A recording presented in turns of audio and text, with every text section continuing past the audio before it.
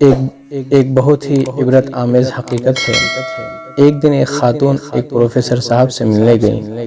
کہنے لگیں، سر میرا بیٹا میری بات نہیں سنتا، وہ اپنے سسرالیوں کو بہت عزت دیتا ہے، اپنی خوش دامن سسر اور بیوی کی بات بہت مانتا ہے، ایسا لگتا ہے جیسے انہوں نے اس پر جادو کرا دیا ہو اور اس کو اپنے قابو میں کر لیا ہو۔ پروفیسر صاحب بہت شفیق انسان تھے، لیکن کبھی کبھی جلال میں آ جایا کرتے تھے۔ بیوی کی بات سن کر پروفیسر صاحب ایک دم بولے، بیوی تمہارے بیٹے کے کمرے میں جو بیڈ ہے وہ کس کا ہے؟ عورت بولی، جی وہ اس کی بیوی جہیز میں لے کر آئی تھی۔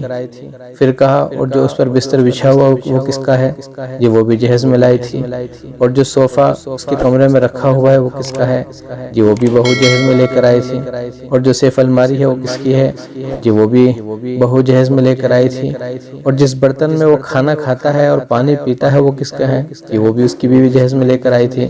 اور جس ڈریسنگ کے سامنے کھڑے ہو کر وہ کنگھی کرتا ہے، برش لے کر اس آئینے تک جاتا ہے، یہ سب کس کا ہے؟ یہ سب بھی بہو کا ہی ہوگا۔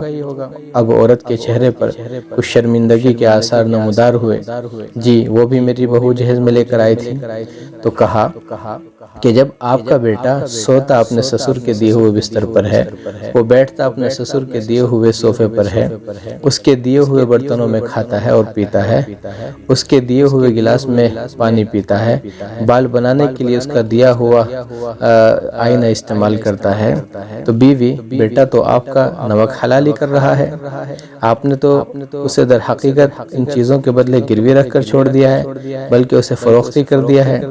جب وہ کنگھی سے لے کر گلاس تک کسی کا دیا ہوا استعمال کر رہا ہے، بیٹھنے کے لیے صوفہ، بیڈ، بستر، کمبل، چادر سب دوسروں کا دیا ہوا استعمال کر رہا ہے، تو خودداری تو اس کی اسی دن مار دی گئی تھی، تم لوگوں نے اس کی خودداری کو اسی دن ختم کر دیا تھا۔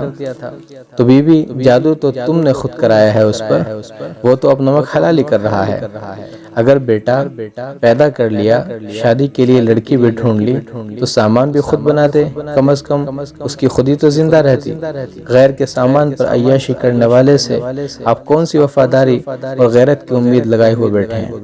پروفیسر صاحب کے الفاظ تھے یا پگھلا ہوا سیسا، ایسا لگ رہا تھا کہ وہ معاشرے کے ہر جہیز خور انسان کے منہ پر تماچا مار رہے ہوں۔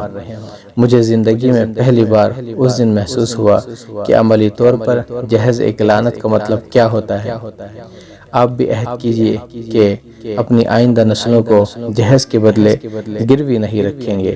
اگر رب کریم نے آپ کو بیٹے جیسی نعمت سے نوازا ہے تو اشیاء ضرورت کے لیے اسے گروی مت رکھیے، اس کی خودداری کا سودا ایک ٹرک سامان کے بدلے مت کیجئے۔